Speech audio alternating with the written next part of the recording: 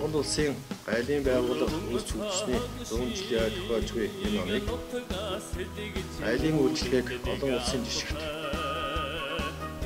их зорилтыг төвлөршүүлэгчид болгон зарласан бодит ажлын хүрээнд Ховд аймгийн Булган дахь гайлын газрын болон эслийн удирдлагад суурилсан гайлын хяналтыг тасалдгүй зохион байгуулах, гайл бизнесийн түншлэлийг бэхжүүлэх, гайлын үйлчлэгийг ил тод өмнө шуурхай, хүртээмжтэй, соёлтой зохион байгуулах болон улс орныхоо эдийн засгийн аюулгүй байдлыг хамгаалах, улсын төсвийн өмнө хүлээсэн үүргээ дэд зүртэй ханган биелүүлэх үйл ажиллагаанд зөвлөж ирлээ.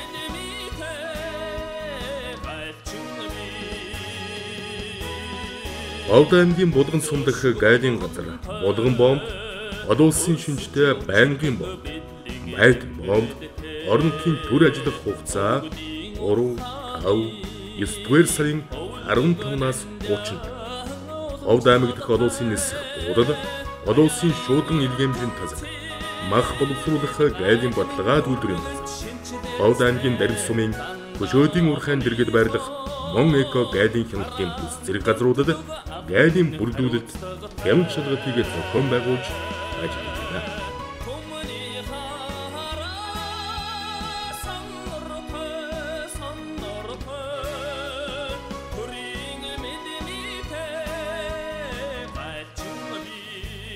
(2012 оны эхний хагас жилд улсын төсөвт 2.3 тэрбум төгрөгийн татварыг төвлөрүүлж өөрийн орлогын хураамжийн төлөвлөгөөг 38%-аар дагуулan биелүүлсэн байна.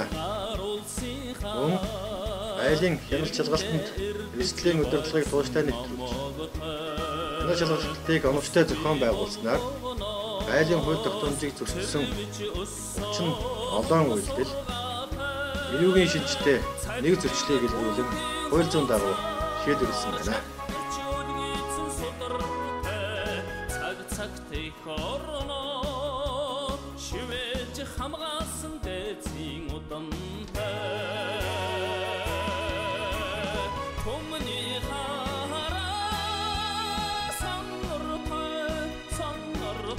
Бүтэц орон тооны хувьд 2012 онд газрын дарга, орлогч дарга, гайлын улсын ахлах байцаагч 3, гайлын улсын байцаагч 23, үйлчлэгээний ажилтан 14, нийт 42 хүний орон тоотойгоор гайлын үйлчлэгийг олон улсын жишгт хүргэх зорилтын хүрээнд үйл ажиллагаагаа явуулж, гайлын бүрдүүлэлт, хяналт шалгалтыг гайлын тухай хууль, гайлын тариф, гайлын татварын тухай хууль эдгээрт нийцүүлж гаргасан дүрм журмын дагуу зохион байгуулж байна.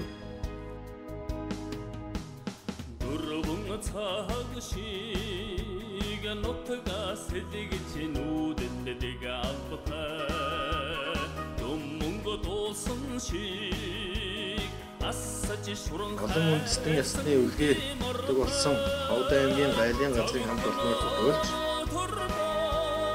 үеийн гайлын албан зүтгэжсэн ажилтан албан хаагчид бидний гэр бүл хүүхдүүд одоо мөр зэрэгцэн ажиллаж байгаа нийт гайлчдаа Монгол улсын гайлын байгууллагын 100 жил, Ховд аймгийн гайлын байгууллагын 100 жил, 10 бүсийн гайлын байгууллагуудын баярын мэндчилгээг хүргэж, эрүүлийн аз жаргал, сайн сайхан бүхнийг хүсэн өрөөё.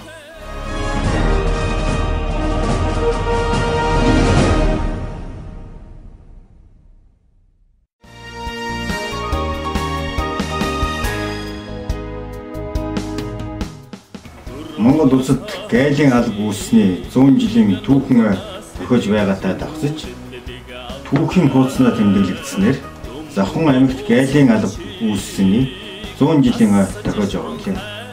Ойг тохиолдуулан үеийн ахмад гайлчид одоо ажиллаж байгаа нийт гайлчид тэдний гэр бүл болон ард түмэнд баярын мэнд дэвшүүлэн мэдчилээ. Бид 2012 оныг гайлын үйлчлэгийг олон улсын жишгт хүргэх зорилтыг төвлөршүүлэх хичээл болгон зарлаж, эрсдлийн удирдлагт суурилсан оюунд тасралтгүй гайлын хяналтын тогтолцоог бий болгох, гадаад худалдаа хүн хөгжлөх, гайл бизнесийн түншлэлийг хөгжүүлэх, гайлын үйлчлэгийг соёлтой, хөнгөн шуурхай, ил тод байдлаар үйлчлүүлэгчтэй хүргэх зорилтыг дэвшүүлэн амжилт бүтээлээр дүүрэн яваа өгч байна. Монгол улсын эдийн засгийн аюулгүй байдал хангах үүрэг өргөсөн тангараа нэг төртэйгээр биелүүл.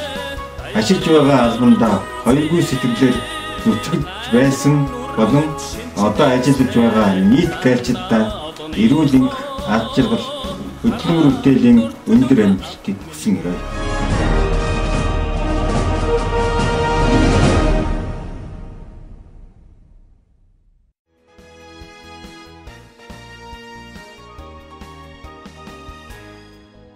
Анх 1972 онд Улс аймгийн Сагил сумын нутаг Боршоогийн гол хэмээх газар гайлын байгууллага үйл ажиллагаагаа явуулж иржээ. 1994 онд Улаангом сумд Монгол улсын гайлын ерхий газрын даргын тушаалаар үнийн гайлын байгууллага Овд аймаг дэх гайлын газрын харьяанд байгуулагдсан эдийн бол үнийхэн шалгалтыг амтран явуулж иржээ. Улс нэмэгдэж байгаа эдийн засгийн гадаад харилцааны хөгжил цэцгэлтэнд тус төхөн дэмжлэг үзүүлж Улс аймгийн гайлын нутаг дэвсгэрт гайлын хяналт шалгалтын ажлыг зохион байгуулах. Харьяа бомтуудыг мэргэжлийн нэгдсэн удирдлагаар хангах зорилгоор Монгол улсын гайлын ерхий газрын даргын тушаалаар 1996 онд Улаангом дэх үнийн гайлын байгууллагын статусыг өөрчлөн Улс аймагт гайлын хороо байгуулсан байна. 1994 оны хэлтсээр Боршоо тэсгэлсэн байнгын ажиллагаадаа 2 бомб ажилуулахаар тусгагдсан юм. Иймээс 2002 оны 7 дугаар сараас эхлэн тус гайлын салбар үйл ажиллагаагаа явуулж ирсэн бүл. Улмаар 2008 оны 10 дугаар сарын 1-ний өдрийн гайлын ерхий газрын даргын 599-р тушаалаар Улс аймаг дэх гайлын хорог татан буулгаж мөн өдрөөс Монгол улсын гайлын ерхий газрын харьяа Улс аймаг дэх гайлын газар болгон зохион байгуулж. Одоо тус газар нь Боршоо, Шар суурийн хэдийн 2 бомб, ББ Кейс компани станц. Нэг компани шуудан холбооны ам Улаангом дэх гайлын газар зэрэг хяналтын төсвүүдэд хяналт шалгалтын үйл ажиллагаа явуулж Улс аймгийн нутаг дэвсгэрт гайлын хууль тогтоомжийг хэрэгжүүлэх ажлыг зохион байгуулж байна. 2010 онд ерөнхий сайд Батболд Улс аймагт ажиллах үеэр тус бомб зожилж үйл ажиллагаатай танилцж улмаар Боршоо бомбыг олон улсын статустай болгох засгийн газрын шийдвэрийг гаргаснаар 2012 онд ерөнхий төлөвлөгөө гаргаж зохицолбын зураг төслийн ажил нь хийгдэж байна. 1997 онд тэсдэх гайлын салбарт конторын барилга, орон сууц, дизель станц баригдаж нэг сахиудын оронтойтой байгаад 2002 оны 7 дугаар сард Эсийн гайлын салбарыг нээсэн. Аймагдгоос 225 км-д байрладаг хэлийн хөдөлгөөн ба тухайн үед зөвхөн нутгийн иргэд ах トゥ хамаатан садантайгаа уулзах болон сумын албан хаагч ажил хэргийн чугмаар нэвтэрч байсан. Одоо тус бомбтод салбарын эрхлэгч гайлын улсын байцаагч 5 үйлчилгээний 4 ажилтнтайгаар үйл ажиллагаагаа явуулж байна.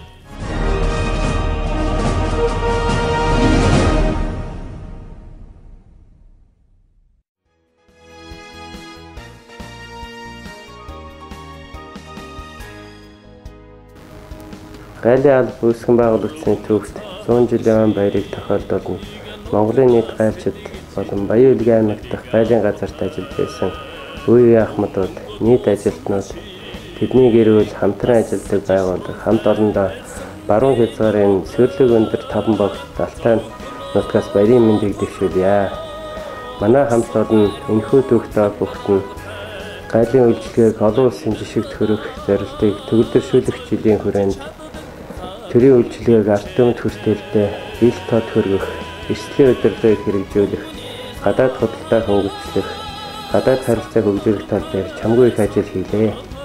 Манай газар нь сүүлийн жилүүдэд дотрын төлөвлөгөөг жил болгон дагуулж биелүүлж ирсэн болно. Монгол улсын дархан хэлийн эдийн засгийн банаанд эийг засах мэт сонор сэрэмжтэй байж эцэс төгсгөлгөө мандан бадаж байх ерөөлийг дэвшүүлж та бүхэнд ажил хөдөлмөрийн өндөр амжилтыг хүсье.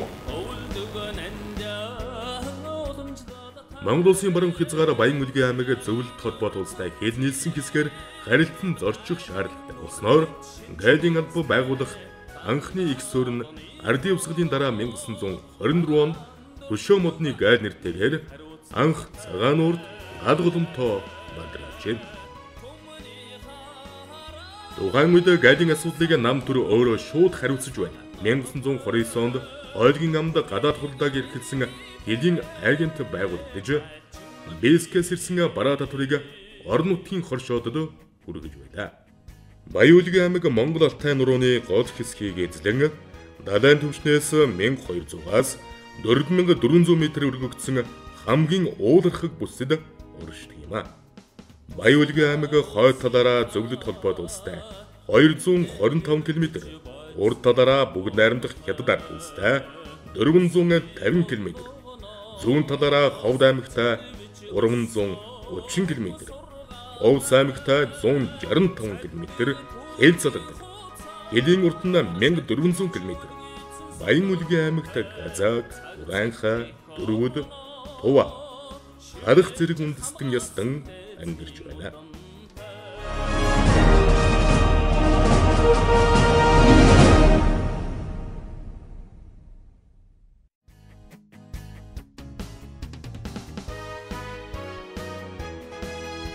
(1990-ад оны Монгол Хятад хоёр улсын засгийн газар хоорондын хэлцээрийн дагуу 1991 оны засгийн газрын 141-р тогтоолын дагуу бэлтгэл ажлыг ханг 1991 оны 11-р сарын 15-нд Бургастай бомбын анхны нэгтлийг хийж байжээ.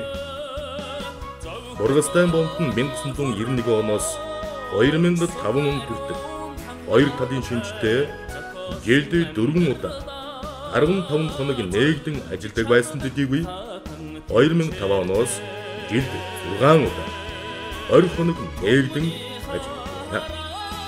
1992 онд гайлын салбар болон өргөжж анхны дарга онхор гайлын улсын байцаагчаар цагаан цууч эмд орж нар ажиллаж байсан байна.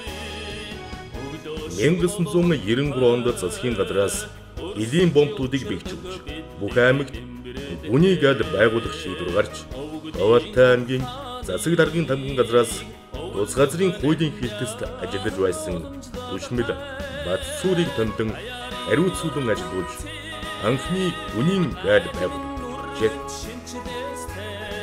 1993 онд засгийн газраас лицензийн довчоог гайлын ерөнхий газарт нэгтгэх шийдвэр гарч лицензийн мэргэжилтнэр ажиллаж байсан үржин сүрэн гайлын салбарт нэгдсэн байна.